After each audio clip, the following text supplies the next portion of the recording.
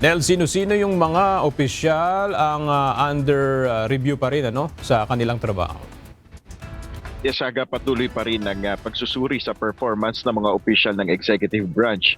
Sa ambush interview kay Pangulong Ferdinand Marcos Jr., sinabi niya na nasa level na ng mga undersecretary at iba pang namumuno ng ahensya ang performance review.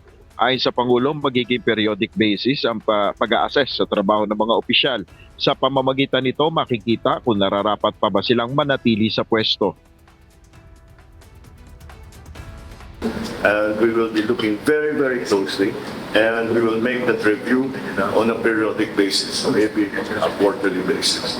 Titignan natin yung mga target ba natin, naabot ba natin on a quarterly basis. And we'll be much more rigorous in looking at the performance, not only at the top level, but all the way. That's why we will see. I'm sure you will see more changes.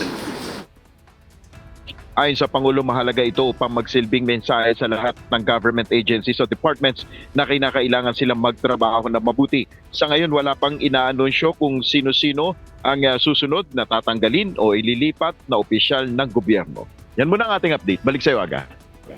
Maraming salamat, Nel Mariboho.